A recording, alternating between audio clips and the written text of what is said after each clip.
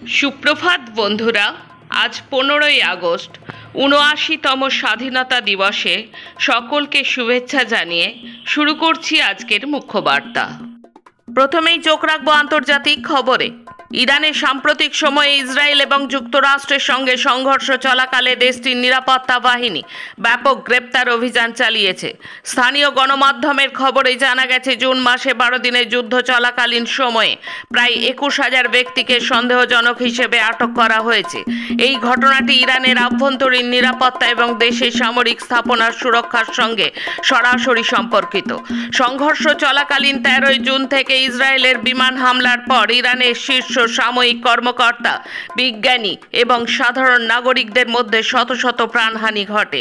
এরপর ইরানের পুলিশ এবং নিরাপত্তা বাহিনী রাস্তাঘাটে চেকপয়েন্ট স্থাপন করে জনসাধারণের রিপোর্ট ভিত্তিক নজরদারি চালায় এবং সন্দেহভাজন ব্যক্তিদের শনাক্ত করতে ব্যাপক নজরদারি শুরু করে। ইসরায়েলের অস্ত্র বহন করার অভিযোগে ইতালির জেনোয়া বন্দরের শ্রমিকরা সৌদি আরবের একটি পণ্যবাহী জাহাজ আটকে দিয়েছে। সোমবার বাহারি ইয়ানোবু নামের জাহাজে এই ঘটনা ঘটে। জাহাজটি সৌদি শিপিং কোম্পানি বাহারি পরিচালনা করে বলে জানা গেছে। আমেরিকার বাল্টিমোর থেকে আসা এই জাহাজে ইতালির প্রতিরক্ষা শিল্প প্রতিষ্ঠান লিওনার্দো নির্মিত সামরিক সরঞ্জাম তোলার কথা ছিল। এর মধ্যে আবুধাবির জন্য তৈরি একটি অটোমেলারা কামান সহ ট্যাঙ্ক এবং ভারী অস্ত্র ছিল বলে জানা গেছে। ফিলিস্তিনের গাজায় ইসরায়েলি হামলায় গত 24 ঘন্টায় অন্তত 89 জন ফিলিস্তিনি নিহত হয়েছেন। নিহতদের মধ্যে 31 জন ত্রাণ প্রত্যাশী রয়েছেন। আহত হয়েছেন আরও 513 জন। এর পাশাপাশি অনাহারে আরও 5 জন ফিলিস্তিনি মারা গেছেন, যাদের মধ্যে 2 জন শিশু। ক্ষুধাজনিত কারণে এ পর্যন্ত মৃতের সংখ্যা দাঁড়িয়েছে 227 জন, যার মধ্যে 103 জন শিশু।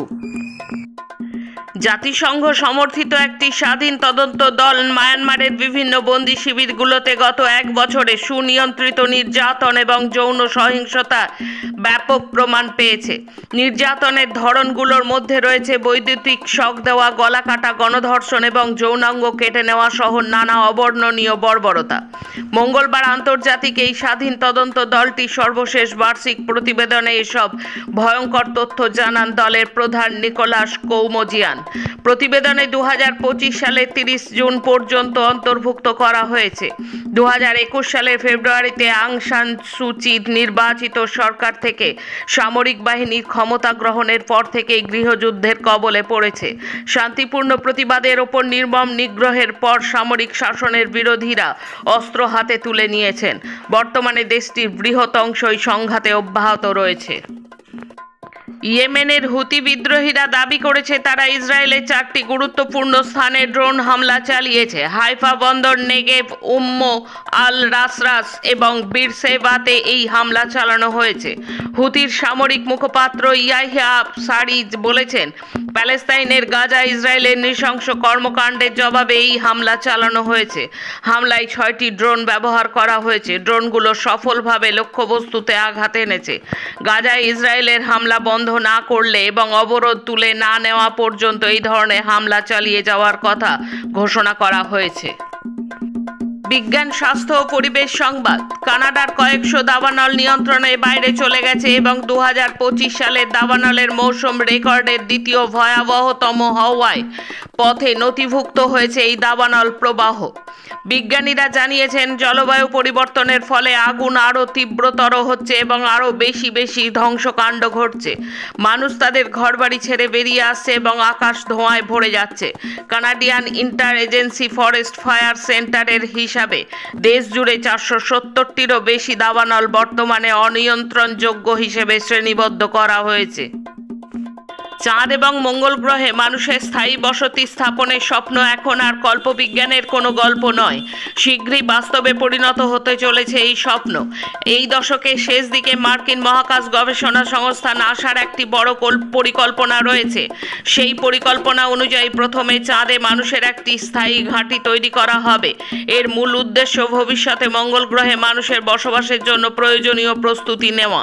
যেহেতু মহাকাশে মানুষের টিকে থাকার পরিবেশ এখনও তৈরি হয়নি, তাই যে কোনো বৈজ্ঞানিক পরীক্ষার মতোই এক্ষেত্রে মানুষের আগে অন্যান্য প্রাণীদের ওপরেই পরীক্ষা করা হবে।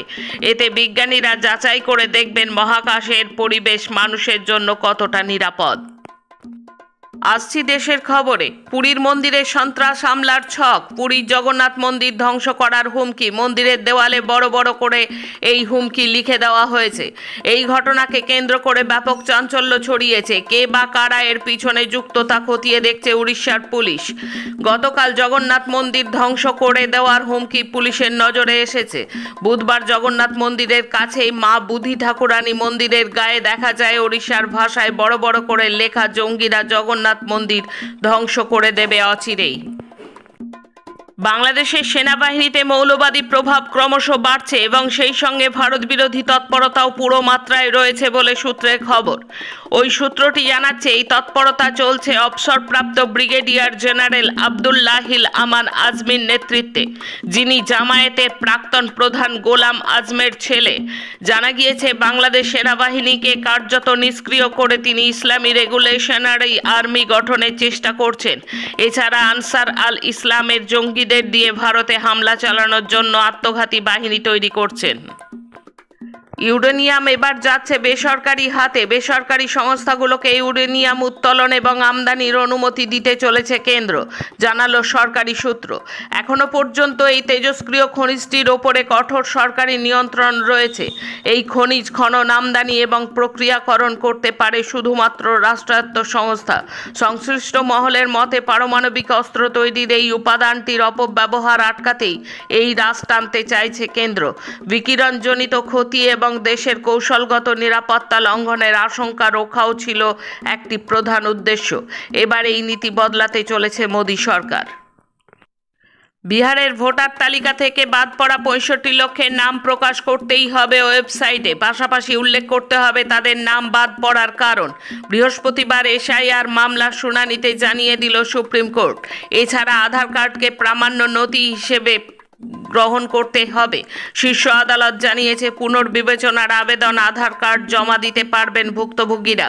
এই মর্মে নির্বাচন কমিশনকে বিজ্ঞপ্তি জারি করার নির্দেশ দিয়েছে আদালত। পঞ্চায়েত ভোটে সরপঞ্চ পদে পরাজয় হয়েছিল, কিন্তু পরবর্তীতে সুপ্রিম কোর্টের নির্দেশে গণনায় জয়ী হলেন জনৈক মোহিত কুমার। নির্বাচনী ভোট গণনাতে কারচুপি করে তাকে হারিয়ে দেওয়া হয়েছিল বলে তিনি অভিযোগ জানিয়েছিলেন। অবশেষে শীর্ষ আদালতের হস্তক্ষেপে সরপঞ্চ হলেন মোহিত কুমার। ঘটনাটি হরিয়ানার পানিপত জেলার লাখো গ্রামে। 2022 সালে 2রা নভেম্বর ভোট গণনায় এই গ্রামের পঞ্চায়েতের সরপঞ্চ পদে জয়ী হন কুলদীপ সিং। এরপরেই তার মূল প্রতিদ্বন্দ্বী মোহিত কুমার এই ফলাফলকে চ্যালেঞ্জ করে নিম্ন আদালতে মামলা করেন। হিমাচলের পর এবার জম্মু কাশ্মীর। ভয়ঙ্কর মেঘভাঙা বৃষ্টি ও হরপাবানে মৃত অন্তত 33, নিখোঁজ বহু। এখনো পর্যন্ত 33 জনের মৃত্যু হয়েছে বলে জানা গেছে। আহত 120 জনেরও বেশি। 200-র বেশি মানুষ নিখোঁজ। মৃতের সংখ্যা আরও অনেক বাড়তে পারে বলে আশঙ্কা করা হচ্ছে। এখন রাজ্যের সংবাদ। রাজ্যের মহিলাদের ক্ষমতায়নের স্বার্থে প্রতিটা পঞ্চায়েত ওয়ার্ডে মহিলাদের একত্রিত করে নারী সংসদ গড়ে তুলবে সিপিআইএম রাজ্য সম্পাদক মোহাম্মদ সেলিম এবং পার্টির কেন্দ্রীয় কমিটির সদস্য মীনাক্ষী মুখার্জি সাংবাদিক সম্মেলনে জানান, নারী সংসদে মহিলাদের সামাজিক ও অর্থনৈতিক কাজে যুক্ত করার উদ্যোগ নেওয়া হবে। তার সাথে হবে স্বাস্থ্য সচেতনতা কর্মসূচি। মহিলাদের মানসিক স্বাস্থ্য ও মানসিক বিকাশের কর্মসূচিও নেওয়া হবে। সিপিআইএম নেতৃত্ব জানিয়েছেন, গার্হস্থ্য হিংসা ও যৌন হয়রানি প্রতিরোধে প্রত্যক্ষ পদক্ষেপ নেওয়ার পাশাপাশি করা হবে আইনি সহায়তা। এর সাথে লেখাপড়ার ক্ষেত্রেও সহায়তা করা হবে। স্বাধীনতা দিবসে শপথ নিতে হবে সংবিধানকে রক্ষা করার, লড়াই গণতন্ত্র রক্ষা করার, বাঁচাতে হবে দেশের ধর্মনিরপেক্ষতা। বৃহস্পতিবার মুজফ্ফর আহমেদ ভবনে সাংবাদিক সম্মেলনে এই কথা বললেন সিপিআইএম রাজ্য সম্পাদক মোহাম্মদ সেলিম। এদিন সেলিম বলেন, স্বাধীনতার এত বছর পর স্বাধীনতা চ্যালেঞ্জের মুখে আমাদের দেশের সরকার আমেরিকার কাছে মাথা নত করেছে। দেশের বিদেশ নীতি, বাণিজ্য নীতি, কৃষি স্বার্থ সবকিছুকে শেষ করা হচ্ছে, শুল্ক লাগানো হচ্ছে। আমাদের দেশের সরকার এখন নতুন রাস্তার কথা বলছে। সিপিআইএম রাজ্য সম্পাদক বলেন, দেশের সংকট নিয়ে সংসদে আলোচনা হচ্ছে না। নির্বাচন কমিশনের ভূমিকাও আজ প্রশ্নের মুখে। স্বাধীনতা দিবসে শপথ নিতে হবে দেশ বাঁচানোর।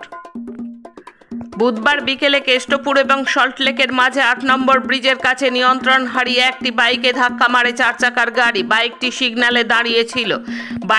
বাইকে আরোহী ছিলেন 2 জন। গাড়ির ধাক্কায় একজন ছিটকে পড়েন। বাইকের চালক সৌমেন মণ্ডল পিষে যান রাস্তার পাশের রেলিংয়ে। তারপর ওই গাড়িতে আগুন ধরে গিয়েছিল। সেই আগুনে ঝলসে মৃত্যু হয় সৌমেনের।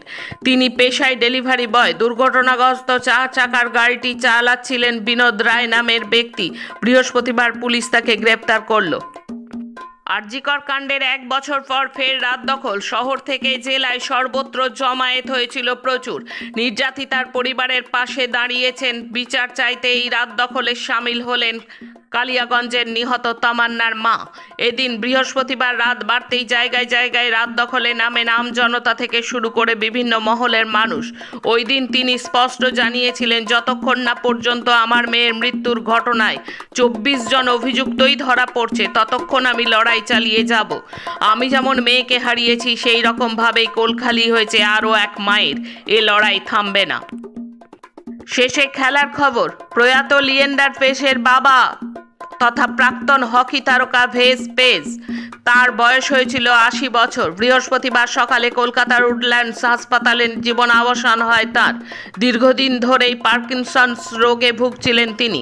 গত মঙ্গলবার তাকে হাসপাতালে ভর্তি করা হয়েছিল। ভেজ পেজ ছিলেন ভারতীয় হকি দলের এক উজ্জ্বল নক্ষত্র। 1972 সালের মিউনিক অলিম্পিকে ব্রোঞ্জ জয়ী ভারত দলের সদস্য ছিলেন তিনি। এছাড়াও 1971 সালের বার্সেলোনায় অনুষ্ঠিত হকি বিশ্বকাপেও ব্রোঞ্জ জয়ী দলের গুরুত্বপূর্ণ সদস্য ছিলেন তিনি। সিনসিনাটি ওপেনের শেষ 16 ম্যাচে লুকা নার্ডির বিরুদ্ধে খেলার সময়ে আলকারাজ বিতর্কে জড়িয়েছেন। সিনসিনাটি ওপেনের ম্যাচ চলাকালীন চেয়ার আম্পায়ারের সঙ্গে তর্কে জড়িয়েছেন তিনি। পাশাপাশি প্রতিযোগিতার নিয়মও ভেঙেছেন আলকারাজ। ফলে শাস্তি পেতে পারেন টেনিস তারকা। আজকের মুখ্য বার্তা এই পর্যন্ত। নমস্কার।